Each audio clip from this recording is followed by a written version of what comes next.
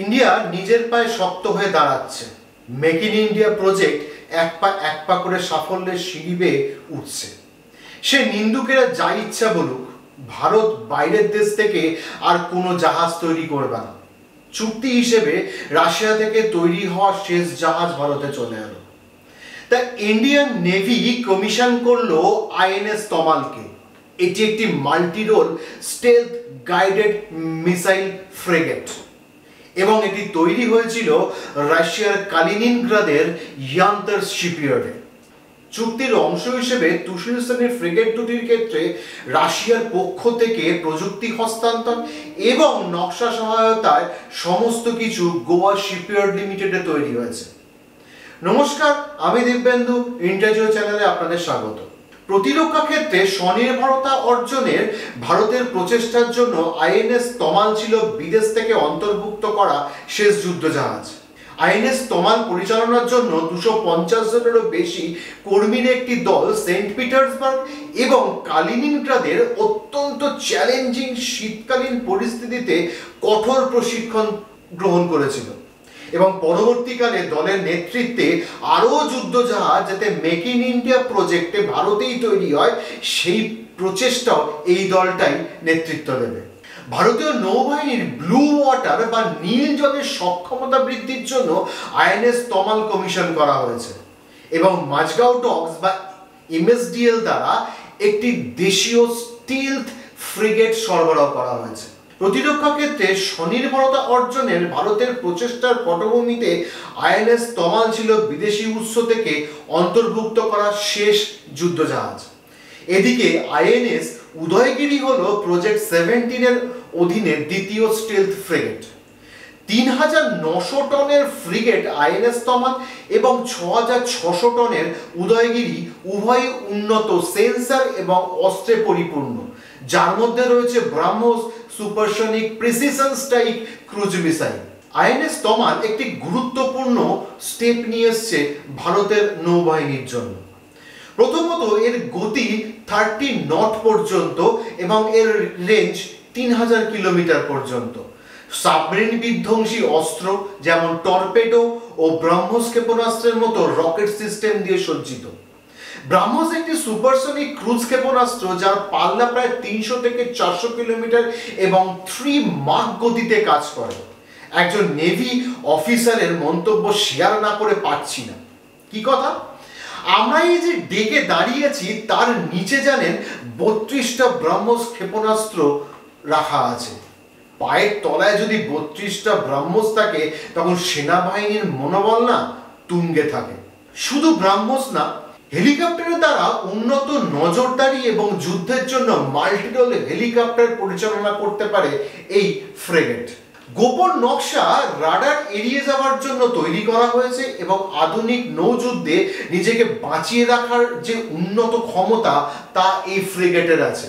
Navy অফিসারদের বক্তব্য, জাহাজ দুটি মাল্টি মিশন ফ্রিগেট এবং এর মধ্যে উন্নত স্টিলথ বৈশিষ্ট্য রয়েছে, যার ফলে শত্রু রাডার দ্বারা শনাক্ত করা খুব শক্ত।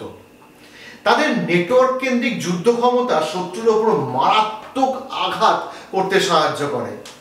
আইএনএস তমাল এবং উদয়গিরি উভয়ই নীল জলে অভিযান চালাতে সক্ষম বলে জানা গেছে।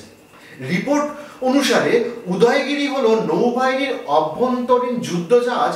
এটি ডিজাইন ব্যুরো দ্বারা ডিজাইন করা হয়েছে। অন্যদিকে আইএনএস তমাল হলো গত 65 বছরে ভারত রাশিয়া কৌশলগত সহযোগিতার অধীনে উৎপাদিত 51তম জাহাজ। নীল জলের নৌবাহিনী কি?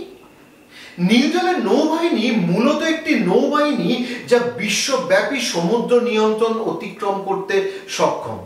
নীল জলের নৌবাহিনী তার নিজ বন্দর থেকে অনেক দূরে কাজ করতে পারে এবং তার দেশকে একটি বিশ্বব্যাপী সামুদ্রিক শক্তি হিসেবে প্রতিষ্ঠিত করতে সাহায্য করে। এই যুদ্ধজাহাজের ফ্লিটে যুক্ত থাকে aircraft carrier, submarine, destroyer, frigate, cruiser এবং রিপ্লেসমেন্ট জাহাজের মতো একটি সুবৃহৎ সারফেস জাহাজ।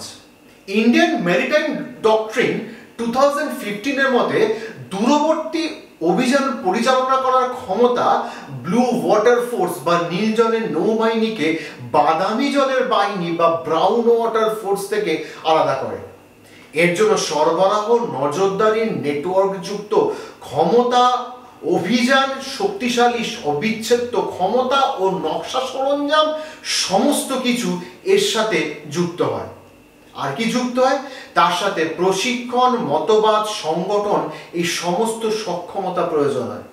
বর্তমানে চীন, France, US, UK, Japan, Russia ও দক্ষিণ কোরিয়ার নীল জলের নৌবাহিনীর সঙ্গে ভারতও যোগ দিল। এবার আমরা আসব এই তমাল আর উদয়গিরি নৌবাহিনীকে কি করে সাহায্য করবে। ভারতীয় নৌবাহিনী যখন 2047 সালের মধ্যে স্বনির্ভর হওয়ার লক্ষ্যে কাজ করছে, তখন আইএনএস তমাল এবং উদয়গিরি সমুদ্রে প্রবেশ করেছে। পেন্টাগনের মতে চীন তার নৌবাহিনী গড়ে তোলার সময়ও এই উন্নয়ন ঘটেছে। পিপলস লিবারেশন আর্মি নেভি 2025 সালের মধ্যে 395টি জাহাজ ও 2030 সালের মধ্যে 435টি জাহাজে উন্নীত হবে বলে আশা করা হচ্ছে। ভারত মহাসাগর, বঙ্গোপসাগর ও আরব সাগরে ভারত তার উঠোন হিসেবে দেখে। তবে চীন ভারত মহাসাগরের উপর আধিপত্য বিস্তারের প্রচন্ড চেষ্টা করছে। চীন এবং ভারতের মধ্যে নৌ অস্ত্র প্রতিযোগিতা করা একটা অনিবার্য বিষয় হয়ে গেছে। চেন্নাইয়ে সেন্টার অফ চায়না স্টাডিজের মহাপরিচালক কমান্ডার আর.এস. ভাসান বলেছেন, ভারত সামুদ্রিক ভূগোলের সুবিধা উপভোগ করলেও যুদ্ধজাহাজ, সাবমেরিন এবং আধুনিক বিমান তৈরির জন্য চীনের আভ্যন্তরীণ ক্ষমতা চমৎকার। জানা গেছে চীনের নৌবাহিনী 370টিরও বেশি জাহাজ ও সাবমেরিন সহ বিশ্বের বৃহত্তম নৌবাহিনী। আইএনএস তমাল ও উদয়গিরির মাধ্যমে ভারতীয় নৌবাহিনীও ভারত মহাসাগর অঞ্চলের নিরাপত্তা ও স্থিতিশীলতা বজায় রাখবে বলে আশা করা হচ্ছে। এই পদক্ষেপগুলি আরও ইঙ্গিত দেয় যে ভারতীয় নৌবাহিনী চীনের উপর নজর রেখে এই অঞ্চলে অনেক বেশি দৃঢ় অবস্থান গ্রহণ করেছে।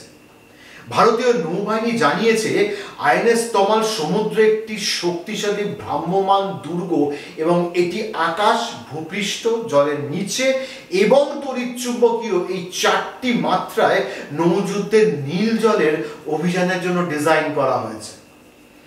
ইন্ডিয়া টার্গেট করেছে আর কোনো রকম জাহাজ বিদেশে তৈরি হবে না, ভারতের জিনিস ভারতেই তৈরি হবে।